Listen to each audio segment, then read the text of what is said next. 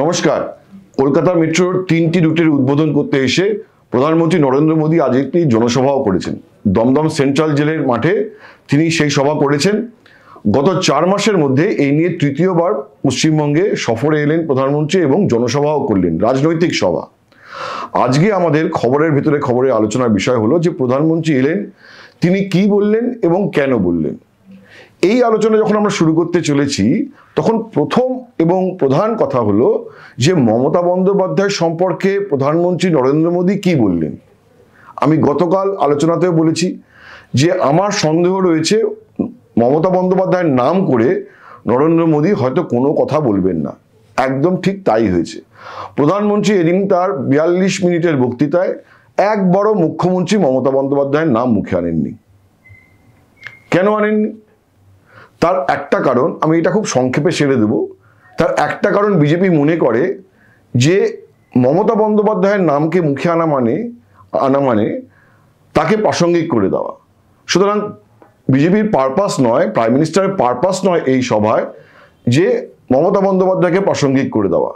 বিজেপির কাছে প্রাসঙ্গিক যেটা, প্রাইম মিনিস্টারের কাছে যেটা প্রাসঙ্গিক, সেটা হচ্ছে যে মমতা বন্দ্যোপাধ্যায় সরকারের বিরুদ্ধে 15 বছর শাসনে থাকার ফলে যে প্রতিষ্ঠান বিরোধিতা তৈরি হয়েছে, যে পুঞ্জীভূত অসন্তোষ তৈরি হয়েছে সমাজের একাংশে, সেইটাকে আরো উস্কে দেওয়া। তো গোটা স্পিচে আজকে প্রাইম মিনিস্টার সেটাতেই মনোনিবেশ করেছিলেন এবং আমরা দুটো সিগনিফিকেন্ট পয়েন্টকে নোটিস করেছি। এক হচ্ছে যে প্রধানমন্ত্রী আজকের তার বক্তৃতায় প্রায় 7 মিনিট সময় তিনি অতিবাহিত করেছেন যে এই যে দুর্নীতির বিরুদ্ধে যে বিল সংসদে তিনি এনেছেন সেটা নিয়ে। এ ব্যাপারে আমি দুদিন আগেও আলোচনা করেছি যে সংসদে বিজেপি একটি সংবিধান সংশোধন বিল এনেছে, সংবিধানের 130তম সংশোধন বিল, এবং যে বিলে বলা হয়েছে যে কোনো মুখ্যমন্ত্রী বা মন্ত্রী বা কেন্দ্রের কোনো মন্ত্রী বা প্রধানমন্ত্রী 5 বছরের বেশি সাজা হতে পারে এরকম কোনো অপরাধের ঘটনায় যদি 30 দিনের বেশি জেলে বন্দী থাকেন তাহলে তার পদ চলে যাবে। মুখ্যমন্ত্রী পদে থাকলে মুখ্যমন্ত্রীর পদ চলে যাবে, মন্ত্রীর পদে থাকলে মন্ত্রীর পদ চলে যাবে, আর প্রধানমন্ত্রী পদে থাকলে তার পদ চলে যাবে। 30 দিন জেলে থাকলেই তার পদ চলে যাবে। এইটা নিয়ে হৈ হৈ করে উঠেছেন বিরোধীরা এবং তৃণমূলও বিরোধিতা করেছে। মমতা বন্দ্যোপাধ্যায় বলেছেন এটা হিটলারীয় একটা বিল, এবং উনি বোঝাতে চেয়েছেন যে নরেন্দ্র মোদী গোটা ভারতবর্ষকে একটা পুলিশ স্টেট বানাতে চাইছেন, বিচার ব্যবস্থাকে খর্ব করে তিনি ডাইরেক্টলি রাজ্যগুলোকে ডিস্টেবিলাইজ করতে চাইছেন, অপোজিশন রুল স্টেটগুলোকে। সেখানে তিনি রাজনৈতিকভাবে বিজেপি যেখানে ক্ষমতা দখল করতে পারছে না সেখানে পেছনের দরজা দিয়ে এভাবে ক্ষমতা দখল করতে চাইছে এবং মিথ্যে অভিযোগে বিরোধীদের জেলে বন্দি করে তাদেরকে ক্ষমতাচ্যুত করতে চাইছে। এটা হচ্ছে যে বিরোধীদের অভিযোগ ছিল। কিন্তু প্রাইম মিনিস্টার আজকে মিটিংয়ে এসে বারবার করে বোঝাতে চেয়েছেন, ব্যাপারটাকে অন্যদিকে ঘুরিয়ে নেওয়ার চেষ্টা করেছেন। তিনি বলতে চেয়েছেন যে পশ্চিমবঙ্গে তৃণমূলের বিরুদ্ধে উপর্যুপরি দুর্নীতির অভিযোগ রয়েছে। প্রাক্তন শিক্ষামন্ত্রী তথা শিল্পমন্ত্রী তিনি এখনো জেলে, তার বাড়ি থেকে টাকার পাহাড় পাওয়া গেছে। আরো অনেক মন্ত্রী আছেন যাদের বিরুদ্ধে দুর্নীতি অভিযোগ রয়েছে এবং তারা জেলেও গিয়েছেন, এবং এমনও দেখা গেছে যে জেলে থেকেও যে মন্ত্রীপদ ছাড়তে রাজি নন। এবং প্রাইম মিনিস্টার কোয়েশ্চেন করেছেন যে আজকে একটা সাধারণ সরকারি কর্মচারী, তার সে যদি পিওনও হন, অফিসের দপ্তরের 4th ক্লাস স্টাফ বা সাফাই কর্মী যদি পর্যন্ত হন, তাকে যদি 50 ঘন্টার বেশি জেলে থাকতে হয় এবং তার মধ্যে যদি জামিন না পান তাহলে তাকে সাসপেন্ড করা হয়, তার চাকরি বিপন্ন হয়ে পড়ে। তো একটা গরিব প্রান্তিক একটা ছোট সরকারি কর্মচারী যদি এই ধরনের কঠিন শাস্তির মুখে পড়তে পারেন তাহলে কেন মন্ত্রীরা পড়বেন না? এবং প্রাইম মিনিস্টার বলেছেন আমি প্রধানমন্ত্রীর পদকেও এর বাইরে রাখিনি। মানে তিনি বোঝাতে চেয়েছেন যে দেখো দুর্নীতির থেকে তো আমি মুক্ত, আমার কোনো ভয় নেই। এবং প্রাইম মিনিস্টার বারবার করে একটা শব্দ ব্যবহার করেছেন যে তৃণমূল ভয় পাচ্ছে, তৃণমূল এই বিলটাকে ভয় পাচ্ছে। তিনি বোঝাতে চেয়েছেন যে যার দুর্নীতি নেই, যিনি দুর্নীতি পরায়ণ নন, তার তো এই বিলকে ভয় পাওয়ার কথা নয়। তাহলে এই বিলকে ভয় পাবেন কারা? যারা দুর্নীতি করেছেন তারা ভয় পাবেন, এটা প্রধানমন্ত্রী বোঝাতে চেয়েছেন। তো এইটা নিয়ে প্রাইম মিনিস্টার আজকে প্রায় 7 মিনিট সময় ব্যবহার করেছেন এবং দুর্নীতির প্রসঙ্গে তিনি নানা রকম কথা বলেছেন। তিনি বলেছেন যে দেখুন পশ্চিমবঙ্গের সমস্যাটা কোথায়।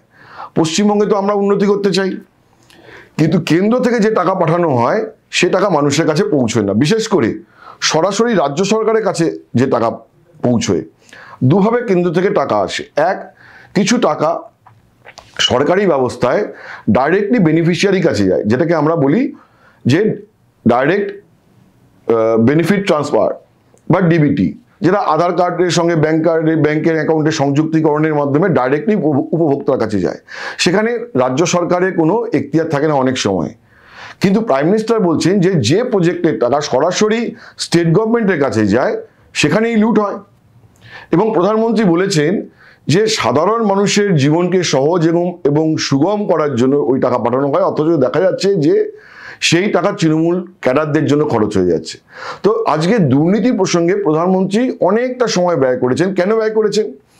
তার প্রধান উদ্দেশ্য হলো যে তৃণমূল সরকারের বিরুদ্ধে এই যে বিপুল প্রতিষ্ঠান বিরোধিতা তৈরি হয়েছে, বিপুল এই কারণেই বলছি যে তার কারণ হচ্ছে যে আমরা দেখেছি যে 2016 সালের ভোটে বা 2021 সালের বিধানসভা নির্বাচনে বা 2024 সালের লোকসভা ভোটেও, যদিও 2024 সালের লোকসভা ভোটটি তৃণমূল সরকারকে নির্বাচনের ভোট নয়, কিন্তু তবুও পরপর 3টে ভোটে আমরা দেখেছি যে প্রধান বিরোধী শক্তি 2016 সালে কংগ্রেস সিপিএমের জোট, 2019 সালে বিজেপি, 2021 সালে বিজেপি এবং 2024 সালে বিজেপি মোটামুটিভাবে 38% ভোট পাচ্ছে এবং তৃণমূল পাচ্ছে 45 থেকে 47% ভোট পাচ্ছে।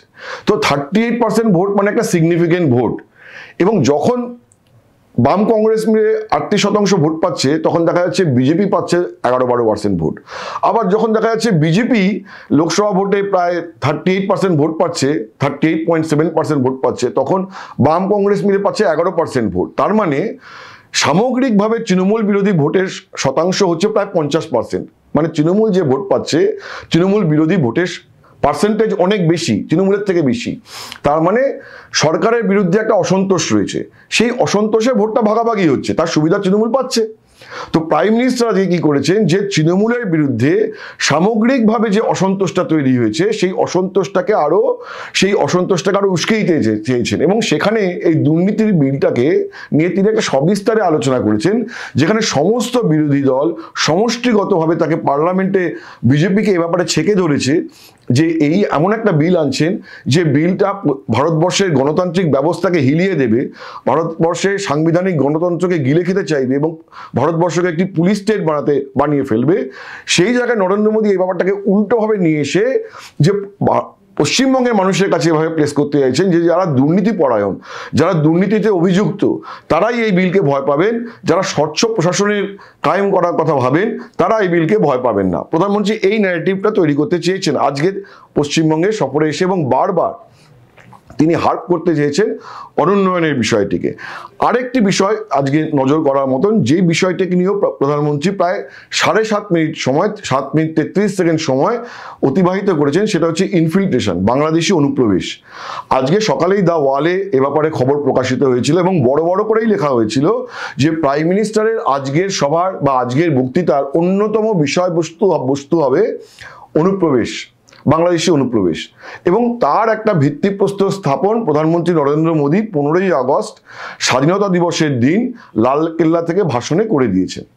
এবং সেখানেই তিনি বলেছিলেন যে এই যে অনুপ্রবেশকারীরা কি করছে, যে আমাদের তো রসদ সীমিত, ভারতবর্ষের রসদ সীমিত, ভারতবর্ষের যে ছেলেমেয়েদের রুটি রুজি সেই যে ব্যবস্থাটা আমরা করছি সেখানে অনুপ্রবেশকারীরা এসে ভাগ বসাচ্ছে। ভারতবর্ষে যে পরিকাঠামো তাতে অনুপ্রবেশকারীরা এসে চাপ তৈরি করছে। সুতরাং উন্নত দেশ, প্রধানমন্ত্রী আজকে আমেরিকার নাম করেননি, কিন্তু ট্রাম্প যেভাবে অনুপ্রবেশকারী বা বেআইনি অনুপ্রবেশকারীদের খেদানোর প্রক্রিয়া শুরু করেছেন, প্রধানমন্ত্রী অ্যাকচুয়ালি বোঝাতে চেয়েছেন যে আমিও সেটাই শুরু করছি।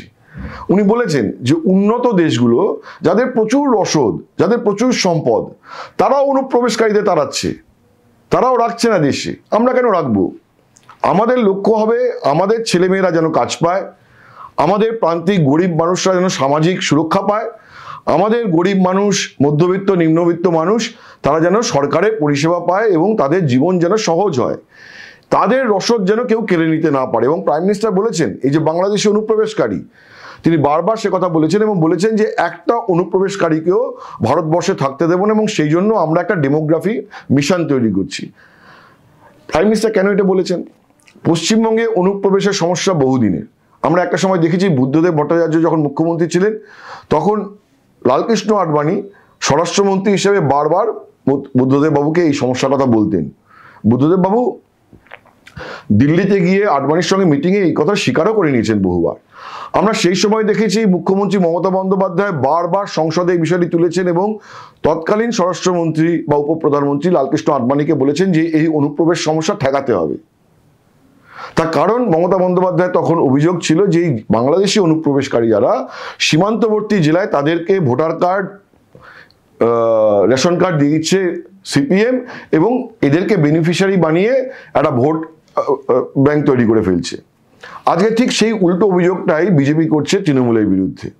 সুতরাং এইটা হচ্ছে, এবং বিজেপি কাদের টার্গেট করছে? বিজেপি বারবার বলছে যে বাংলাদেশ থেকে যদি হিন্দু শরণার্থীরা আসে তারা ভারতবর্ষে ঠাঁই পাবে, কিন্তু মুসলিম বা সংখ্যালঘুরা যদি আসে তাহলে ঠাঁই পাবে না।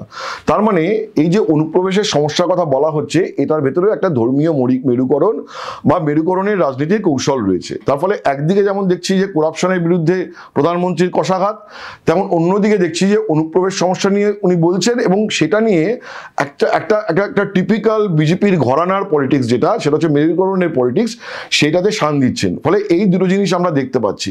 কিন্তু যেটা থার্ড আরো একটা ইম্পর্টেন্ট বিষয়, যে আজকে প্রাইম মিনিস্টারের বক্তৃতায় তিনি পশ্চিমবঙ্গের তৃণমূল সরকারের বিরুদ্ধে, এই যে 15 বছর সরকার রয়েছে, 15 বছর সরকারে কেউ থাকলে তার বিরুদ্ধে স্বাভাবিক প্রতিষ্ঠান বিরোধিতা তৈরি হয় এবং এই সরকারের বিরুদ্ধে রয়েছে বিশেষ করে শিক্ষা ক্ষেত্রে দুর্নীতির অভিযোগ। আজকে আরজি করের মতো ঘটনার যে ঘটেছে বা মুর্শিদাবাদে যে গোষ্ঠী সংঘর্ষের ঘটনা ইত্যাদি প্রভৃতি, আইন শৃঙ্খলার অবনতি ইত্যাদি নানা রকম অভিযোগ রয়েছে। প্রাইম মিনিস্টার এগুলো সবকটাই প্রায় ছুঁয়ে গেছেন। মহিলাদের নিরাপত্তার প্রসঙ্গ তুলেছেন। তিনি বলেছেন যে মানুষের পশ্চিমবঙ্গে কাজের অভাব রয়েছে, কর্মসংস্থানের সুযোগ নেই, তৃণমূল কোনো কর্মসংস্থানের সুযোগ তৈরি করতে পারেনি, আইন শৃঙ্খলা অবনতি ঘটেছে, তার ফলে কোনো বিনিয়োগ আসছে না। এই সমস্ত কিছু ব্যাখ্যা করার পরে প্রাইম মিনিস্টার আজকে যেটা করেছেন সেটা হচ্ছে যে ভদ্রলোক বাঙালি, ওনার কথাতে আমরা এই ভদ্রলোক শব্দটি শুনতে পেয়েছি। তার কারণ হচ্ছে যে অনেকেরই ধারণা ছিল যে শিক্ষিত উদার হিন্দু বাঙালি বিজেপিকে ভোট দেয় না, বিজেপিকে ভোট দেয় যে উগ্র হিন্দু বাঙালি, এটা ধারণা ছিল। এবং বিজেপি উত্তর ভারতের পার্টি, বিজেপি বাংলার পার্টি নয়। তৃণমূল সেই প্রচারটা করে যে বিজেপি বহিরাগত, বিজেপি দিল্লির জমিদার, বিজেপি পশ্চিমবঙ্গের বিরুদ্ধে আর্থিক অবরোধ করে, পশ্চিমবঙ্গের উন্নয়নে অন্তরায় বাধা তৈরি করে। এটা তৃণমূলের অভিযোগ যে 100 দিনের কাজের টাকা বন্ধ করে দেয়, আবাস যোজনার টাকা বন্ধ করে দেয়। তো বাংলা বিরোধী অভিষেক বন্দ্যোপাধ্যায়রা বলেন যে বিজেপি বাংলা বিরোধী। এটা বিজেপি বিরুদ্ধে একটা প্রচার তৃণমূল, যেহেতু তৃণমূল ইলেকট্রালি সাকসেস পেয়েছে তাই বলবো যে সাকসেসফুলি এই ন্যারেটিভটা তৈরি করতে পেরেছে। তো প্রাইম মিনিস্টার যে কি করেছেন যে সেই ন্যারেটিভটা কাউন্টার করার চেষ্টা করেছেন এবং বারবার বলেছেন যে আমি ভদ্র বাঙালিদের কাছে জিজ্ঞাসা করছি, ভদ্রলোক বাঙালিদের কাছে বা বাংলার কাছে, যে এই বাংলা কি আপনারা চান? এই রাজনীতি কি বাংলার আপনারা চান, নাকি বাংলা আপনারা উন্নতি চান? বলে প্রাইম মিনিস্টার বিকল্প উন্নয়নের মডেল দেখাতে চেয়েছেন এবং বলেছেন যে দেখুন, আপনাদের প্রতিবেশী রাজ্য হচ্ছে বিহার, আপনাদের প্রতিবেশী রাজ্য হচ্ছে ত্রিপুরা বা অসম, এবং যে বিস্তীর্ণ পূর্বাঞ্চল, যে পূর্বাঞ্চলে একটা সময় বিজেপি খুব একটা দাপট ছিল না, বিজেপির ক্ষমতা দখল করতে পারেনি, সেখানে বিজেপি তো আগে ক্ষমতা এসছে, সেখানে বিকল্প উন্নয়নের মডেল নিয়ে বিজেপি উন্নয়ন করছে, ত্রিপুরাতে উন্নয়ন করছে, আসামে করছে, বিহারে করছে।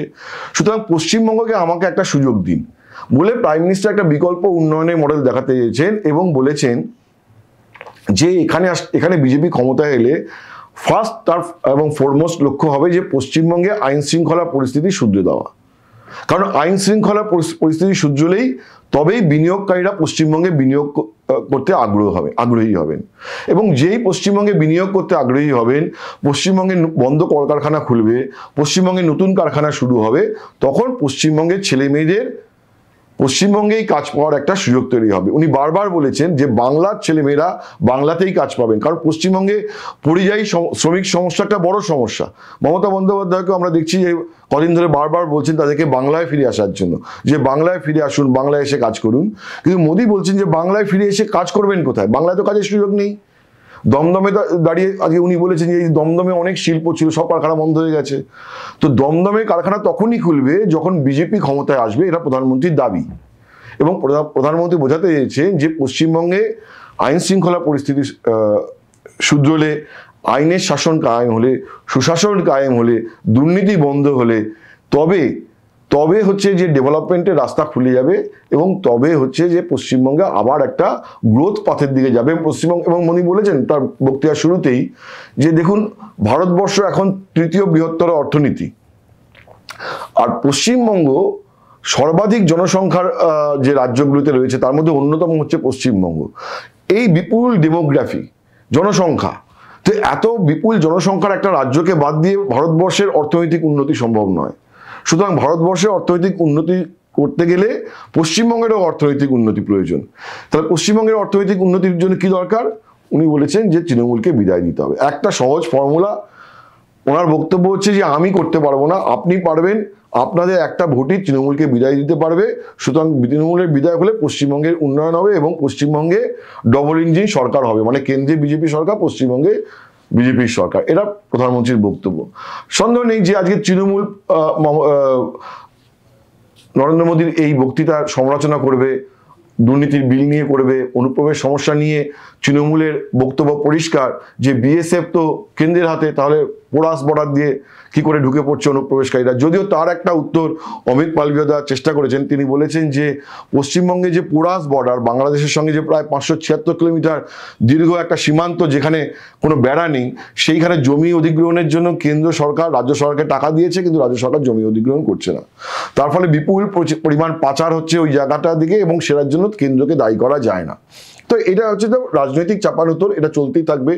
প্রধানমন্ত্রী এসে কিছু বলবেন, তা পাল্টা বলবে তৃণমূল কিছু বলবে, তা পাল্টা বলবেন শুভেন্দু অধিকারী বা সুকান্ত মজুমদার বা শ্রমিক ভট্টাচার্যরা। সেটা নিয়ে আমরা পরবর্তীকালে আবার আলোচনা করব। আজকে আমাদের বিষয়বস্তু ছিল যে প্রধানমন্ত্রী কি বললেন এবং কেন বললেন। আমি আশা করি যে এই স্বল্প দৈর্ঘ্যের যে আলোচনায় আমি মোটামুটিভাবে সেটা আপনাদের হয়তো বোঝাতে পারলাম বা চেষ্টা করলাম যে প্রধানমন্ত্রী কি বলেছেন এবং কেন বলেছেন। আজকের আলোচনা এই পর্যন্তই। ধন্যবাদ, শুভরাত্রি।